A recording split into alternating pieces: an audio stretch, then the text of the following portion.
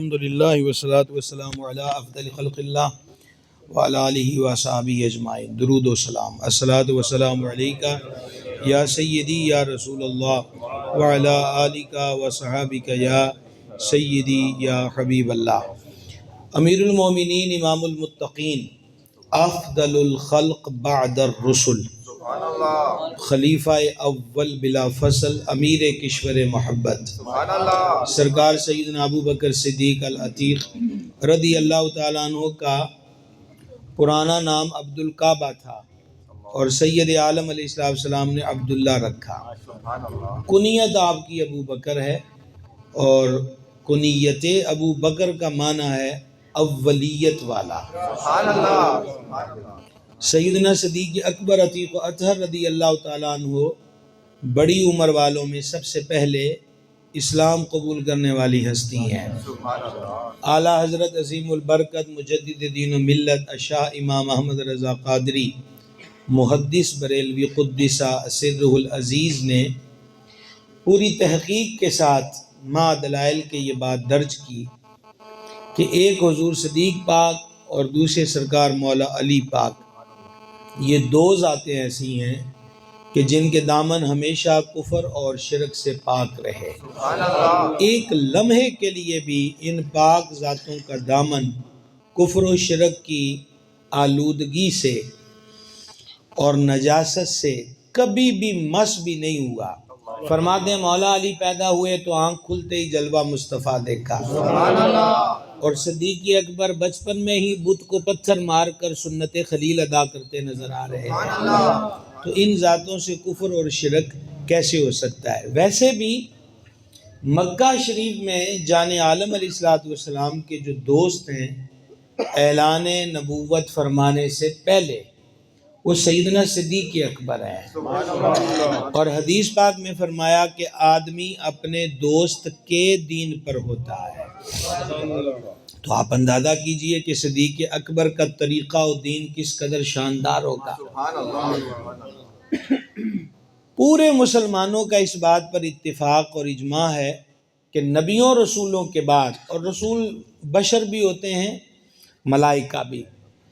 نبیوں رسولوں کے بعد کل کائنات میں افضل مقام سیدنا صدیق اکبر کا ہے۔ اسی کو افضلیت صدیق اکبر کہتے ہیں۔ صرف ایک حدیث سمجھنے کو کافی ہے۔ سیدنا ابو درداء رضی اللہ تعالیٰ عنہ فرماتے ہیں کہ میں آ رہا تھا گلی میں اور حضور علیہ السلام اس طرف ملاحظہ فرما رہے تھے، اور کریم نے مجھے فرمایا پیچھے ہٹ، پیچھے ہٹ، تو نہیں دیکھ رہا کہ تو کس بندے کو پیٹ کر رہا ہے کہ جس سے افضل بندے پہ آج تک نہ سورج طلوع ہوا ہے نہ غروب ہوا ہے۔ یہ حدیث پاک امیر المومنین صدیق اکبر رضی اللہ تعالیٰ عنہ کے فضل و افضلیت کو ظاہر کرتی ہے۔ بخاری شریف پڑھیں تو بنیادی چیپٹر کتاب الاذان ہے، پہلی جلد میں امام بخاری رحمہ اللہ وہاں ترجمۃ الباب قائم کرتے ہیں کہ امامت وہ کرائے جو علم اور فضل میں بہتر ہو، اور اس کے تحت حدیث وہ لائے ہیں کہ جس میں حضور علیہ السلام کی خدمت میں آخری حضور کے جو ظاہری یاد پاک کے دن تھے، عرض کی گئی کہ حضور نماز کا وقت ہو گیا ہے تو کیا حکم ہے؟ تو کریم نے فرمایا ابو بکر کو کہو لوگوں کو نماز پڑھائے۔ ایک بات یاد رکھیے، آج کل سوشل میڈیا پر خصوصاً یوٹیوب پر مختلف تھم نیل بنا کر اور علاوہ ازیں چوکوں چوراہوں میں لوگ لمبی لمبی ہانکتے ہیں، اور وہ یہ کہتے ہیں اور باور کرانا چاہتے ہیں کہ صدیق اکبر کو مصلی رسول پر صحابہ نے کھڑا کیا ہے۔ ہرگز نہیں، صدیق اکبر کو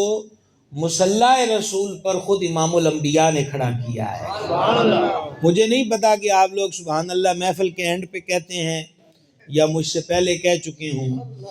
ظاہری بات ہے آپ سمندری سے آئے ہیں، 2.5 گھنٹے کا سفر ہے موٹر وے پہ، تھک بھی گئے ہوں گے، اور اتنے حضرات کے لیے تو میں بستر بھی نہیں لا سکتا کہ پہلے آپ کو آرام کرائیں وہ پھر تقریر کریں۔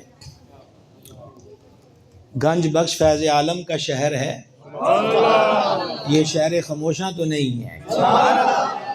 اور ایک ہمیشہ تقریر میں ہمارے سامنے بچے بٹھائے جاتے ہیں، اور اگر محفل میں یہ کہیں کہ سیانے سیانے آگے آ جائیں تو مجھے 34 سال تقریریں کرتے ہو گئے، یہ فیصلہ ہی نہیں ہو سکا کہ سیانے سیانے کون ہوتے ہیں۔ چلیے بہرحال، تو مصلی رسول اقدس علیہ الصلوۃ والسلام پر یہ نوجوانوں کو میں کہوں گا، یوٹیوبوں کے دھوکوں میں مت آؤ۔ اہل سنت کا مسلک کوئی یتیم نہیں ہے کہ جس کا کوئی سربراہ نہ ہو۔ ہمارے عقائد قرآن و حدیث سے ثابت اور ظاہر ہے، ہمارے عقائد خوابوں پر نہیں ہیں،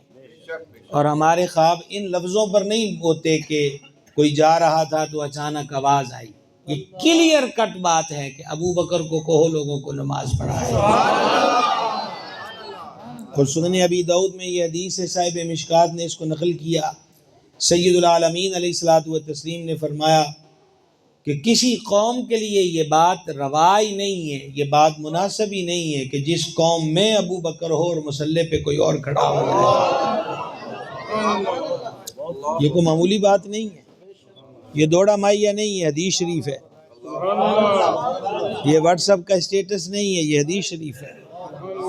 فما کسی قوم کو روا ہی نہیں ہے کہ جس قوم میں، اور دیکھیں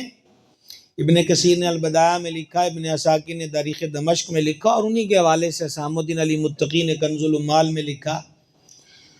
اور میرا حافظہ ساتھ دے رہا ہے تو امام احمد بن حنبل رحمہ اللہ نے مسند شریف میں اس کو نقل کیا کہ انہی دنوں میں جب حضور کے حکم سے صدیق پاک نمازیں پڑھا رہے تھے، ایک نماز میں صدیق پاک موجود نہ تھے، کوئی طے شدہ ٹائم نہیں ہوتے تھے کہ اتنے بجے جماعت ہوگی،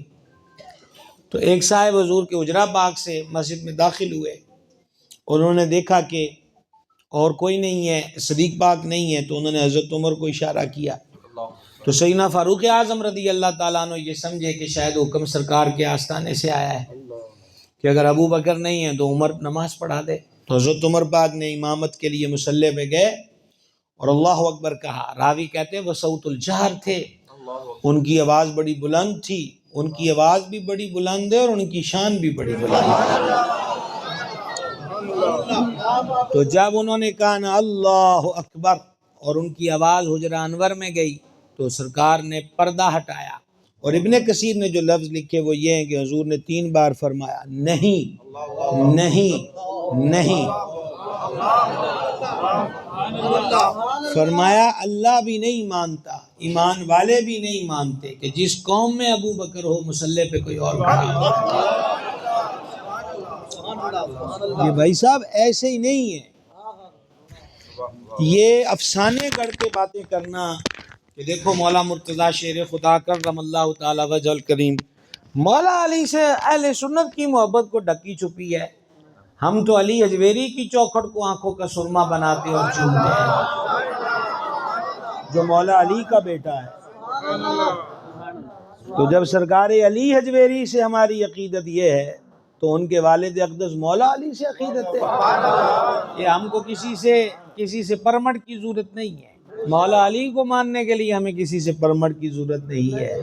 ہم علی کے ہیں، علی ہمارے ہیں، بات کر کرم اللہ تعالی وجہ الکریم۔ لیکن یہ افسانے بنا کر پاک ذاتوں پر تنقید اور جھوٹ کا فروغ، یہ کسی صورت بھی اسلام کی خدمت نہیں ہے، بلکہ یہ اسلام دشمنی ہے۔ اور سمجھو، پتہ نہیں ہم کب سنبھلے اور سمجھیں گے، اب تو لٹانے کو کچھ نہیں بچا کہ یہود کی گھڑی ہوئی سازشیں آج تک کار فرما ہیں، اور وہ اپنی ایکٹیویٹیز کو اسی طرز پر قائم رکھے ہوئے ہیں اور اپنے اہداف پورے کرنے ہیں، اور ایک ہم ہیں جو چھوٹی سی پھول جھڑیوں پر کچھ کا کچھ ہو جاتے ہیں۔ اللہ تعالی ہمیں بھی سمجھ دے، فہم عطا کرے۔ اور وہ جو اقبال نے کہا تھا کہ کارواں کے دل سے احساس زیاں جاتا رہا، اللہ کرے کہ کارواں کو رب احساس زیاں بخشے، تو پھر ہی کو مداوع ہوگا، اگر احساس زیاں ہی نہیں ہوگا تو مداوع کیسے ہو سکتا ہے؟